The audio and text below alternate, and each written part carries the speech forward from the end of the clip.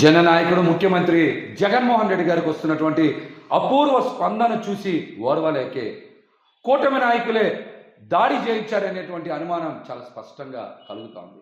ఈ కుట్రలో చాలా బలమైన నాయకులు ఉన్నారనేటువంటి అనుమానం కలుగుతుంది. ఇందులో చాలా పెద్దల హస్తం ఉంది, పెద్ద కుట్ర కూడా దాగి ఉందని చాలా స్పష్టంగా తెలుస్తుంది.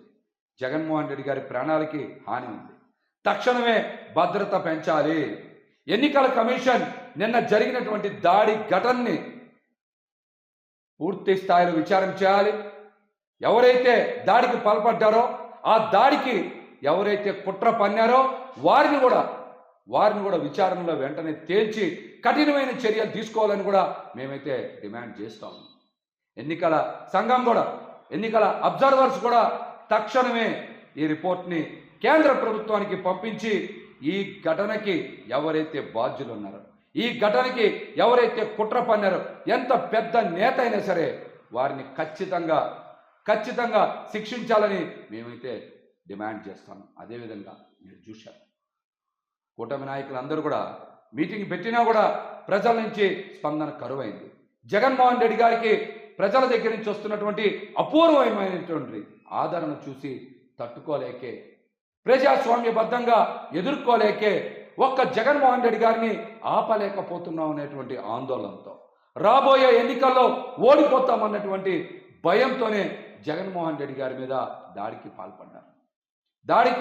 పాల్పడ్డారు. దీని మీద పూర్తి స్థాయి విచారణ చెయ్యాలి, భద్రత పెంచాలి. విజయవాడ నగరంలో అందరం కూడా చూశాం, పెద్ద ఎత్తున మహిళలు, యువత, ప్రజలు జగన్మోహన్ రెడ్డి గారిని చూసేందుకు బారులు తీరి కిలోమీటర్లు నుంచున్నారు. వారికి స్వాగతం పలికారు. మొత్తం కూడా దారి పొడవునా కూడా నీరాజనం పలికి, హారతలు ఇచ్చి, దండలు వేసి, బిల్డింగుల మీద నుంచి కూడా జగన్మోహన్ రెడ్డి గారిని చూసేందుకు ప్రతి ఒక్కరు కూడా ఉత్సాహం చూపించారు. ఇవన్నీ చూసి తట్టుకోలేకే కావాలనే కుట్ర పన్నారు, కావాలనే దాడి చేశారు. మరి నిన్న జరిగినటువంటి బస్సు యాత్రలో నేను కూడా ఉన్నా, బస్సు మీద నేను కూడా ఉన్నా. జగన్మోహన్ రెడ్డి గారికి గాయమైనప్పుడు ఆయన 2 చేతులతో ముఖం పట్టుకున్న తర్వాత తీస్తే ఇది మొత్తం కూడా ఆయనకి రక్తస్రావమైంది తీవ్రంగా. మరి కర్చీఫ్తో తుడిచాం.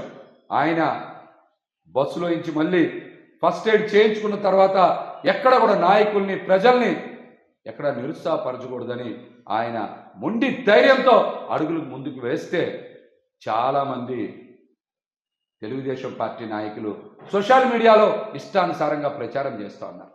ఒక నాయకుడు ఎలా ఉండాలో, ఎలా ధైర్యంగా ఉండాలో కూడా దాడి జరిగిన తర్వాత చూసి నేర్చుకోవాల్సింది పోయి ఆయన మీద విషం కక్కే ప్రయత్నం చేస్తూ ఉన్నారు. మీరు ప్రజాస్వామ్యబద్ధంగా ఎదుర్కోలేకే కదా ఇటువంటి దుర్మార్గం చేస్తూ ఉన్నారు. దాడి జరిగింది, ఘటన జరిగింది, దీని మీద విచారణ చేయాలని మీరు కూడా కోరుకోకపోగా సోషల్ మీడియాలో కావాలనే ఇష్టానుసారం ఆయన మీద పోస్టులు పెడతా ఉన్నారు. ప్రజలు ఇవన్నీ కూడా గమనిస్తూ ఉన్నారు. వచ్చే ఎన్నికల్లో కూటమికి ఘోర పరాభవం తప్పదు. జగన్మోహన్ రెడ్డి గారు 2వ ముఖ్యమంత్రిగా ప్రమాణ స్వీకారం చేస్తారు.